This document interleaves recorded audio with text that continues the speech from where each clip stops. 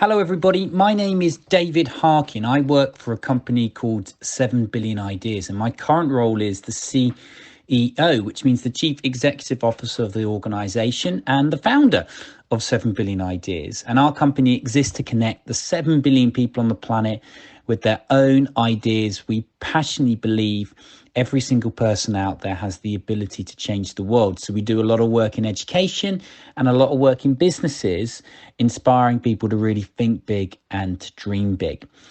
My job as a CEO involves working across the whole of the organization, supporting my managers and my directors, but being that front-facing person now, really representing 7 Billion Ideas and what we stand for. I love my job because of the diversity it brings day in and day out. And I love my job because being an entrepreneur, which is what I am, means that I have the flexibility to really do what I kind of want on a day-to-day basis, as long as it's serving the company's need. School helped me in a big way. It allowed me to explore my why. It allowed me to trial new things, new sports, new clubs, new extracurricular activities.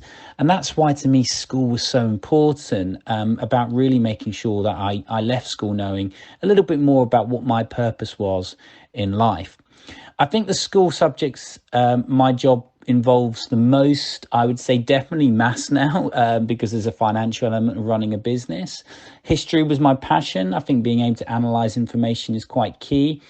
Although I was dyslexic, I think English was quite important because you have to be able to articulate your ideas, whether that's in a written word or verbally.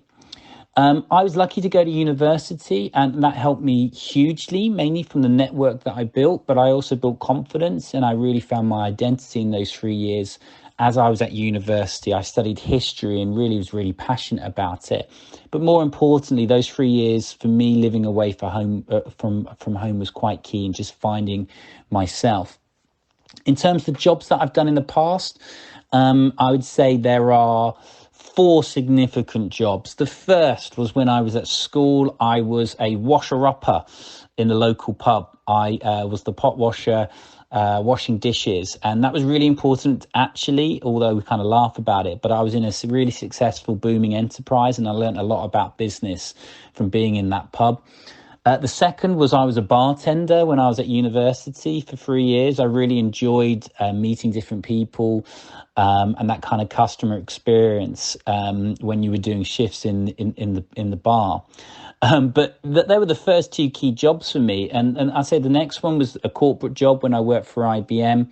I was a professional seller, but I had that kind of corporate background and foundation built it into me before I became an entrepreneur and started 7 Billion Ideas.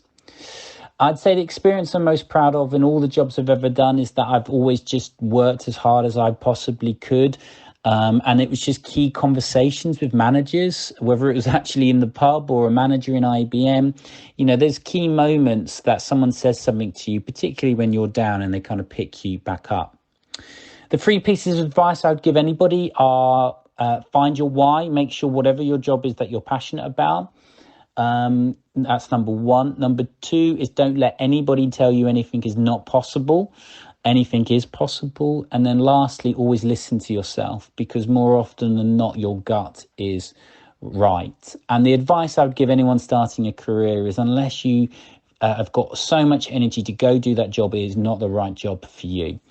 The person who gave me the best advice I ever got, I'd be lucky to have some, supporting friends and family. But actually, the best piece of advice I ever got was when probably I was in the most stressful period of my life, as I was beginning to start a business, and my wife wasn't very well at the time, and lots was going on, and the stress was building up. And a manager of mine sort of tapped me on the shoulder and said, "David, do not worry.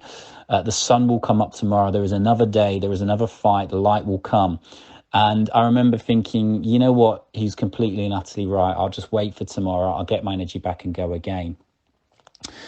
If you would like to find out more about us, visit 7billionideas.com. Or if you would like to find out more about myself, davidjharkin.com, and on Twitter, on Instagram. But I wish you all the best in your careers and your decision making. But just remember that more often than not, your gut is right.